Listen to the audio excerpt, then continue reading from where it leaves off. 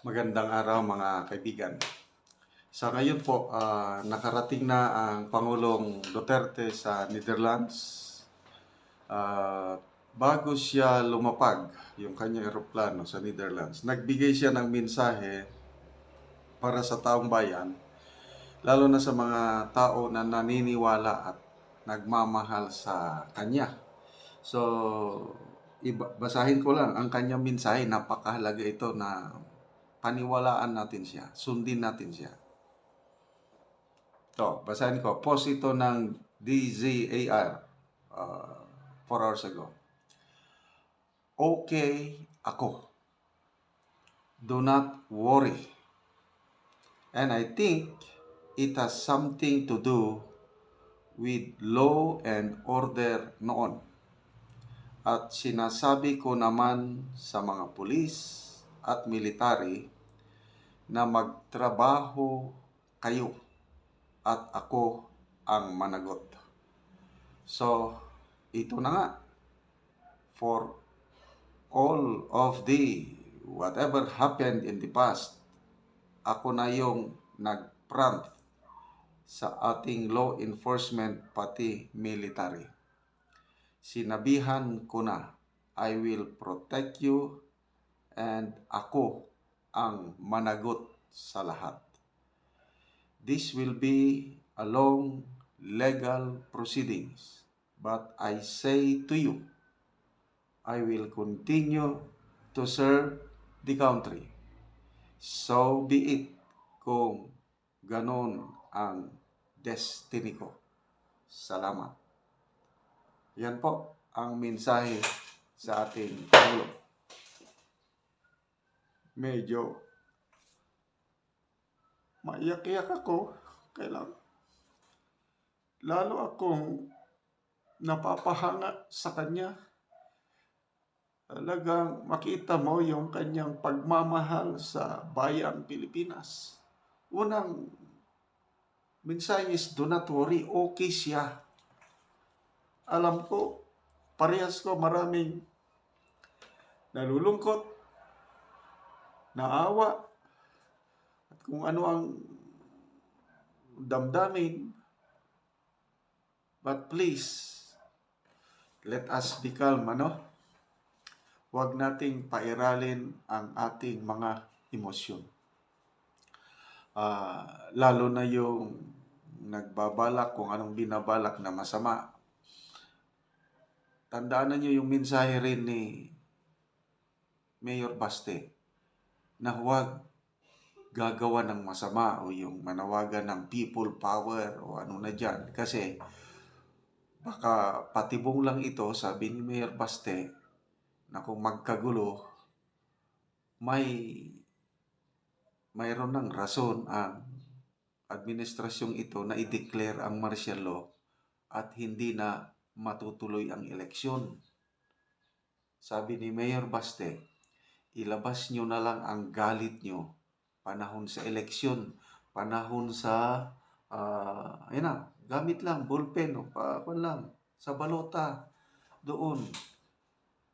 Kaya huminahon po tayo. Ako naniniwala ako na kaya ito ni Pangulong Duterte. Naintindihan ko po ang inyong nararamdaman. Kasi ako, ganun din yung awa. Parang hindi ako makatulog. Kailang nilalabanan ko yung ganun.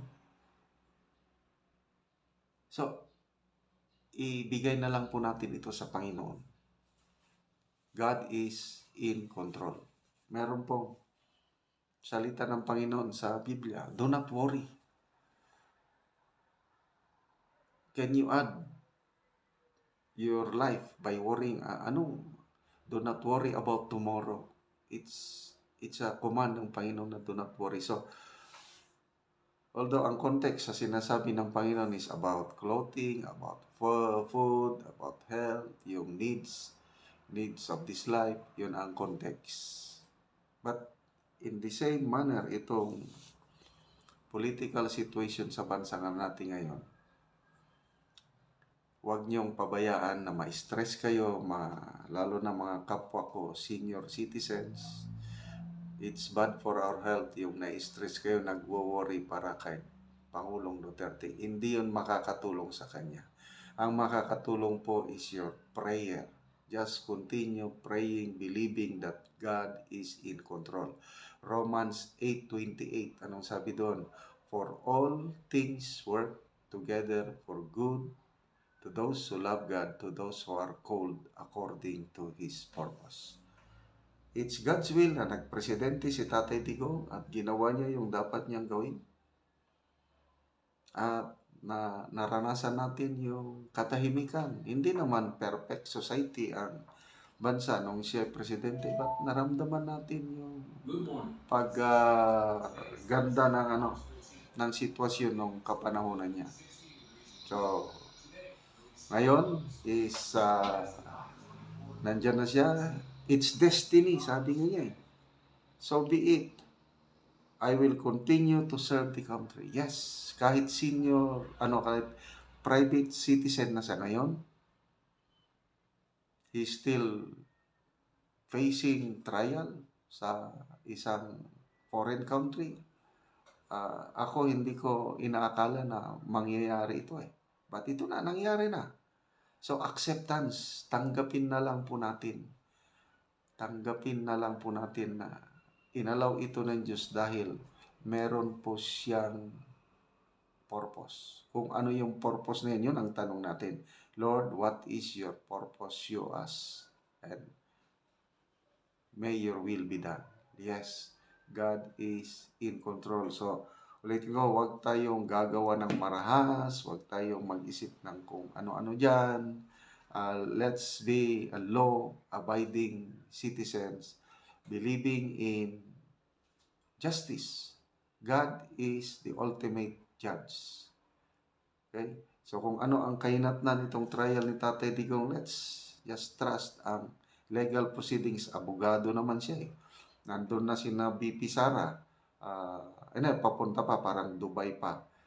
Nandun ng mga lawyers niya. So, relax lang po. Salamat, Tatay Digong. Mahal na mahal ka namin. So, mga kaibigan, salamat sa inyong palaging panonood sa ating channel. Nakakatulong kayo ng malaki sa tribong Talaandig ng Bukidnon. Dahil ang income ng channel na ito is tinutulong natin sa tribo. Namimigay tayo ng yero at pako para ma-repair ang sira-sirang bahay ng Talaandig. Panoorin nyo ang video na ito. Kabalikat kayo pagtulong sa tribo. Ituloy nyo lang panonood na hindi nag-skip ng ads. Karon naami diri sa Masimag, Barangay Tagbak, Bukidnon. So mao na ni ang ikaapat nga balay sa Masimag nga akong bisitahon. Ayo. Oh, dayon sa among balay nga busot. Oo, maayong hapon. Ngapon sad. Oo. Mao na ni ang bulsot nimo nga balay nga wa na gid kayo, luwag na gid kayong bulsot. Oh, luwag na gid na. So gikan karon nag-ulan, so gisalod ra gid ang tubig. Oo. Makita silang sala nga nakasulod sa planggana ang nakuan nila kanang nasalod nga tubig. Ay bulsot na gid kaayo ang ilang hero. Makita nga kuan na gid kaayo. Luwag na kaayo ang bulsot. O kini gatulo-tulo pa gani ang tubig nga gikan sa atop. So kuan na gid kaayo ang ilang hero. Bulsot na gyud.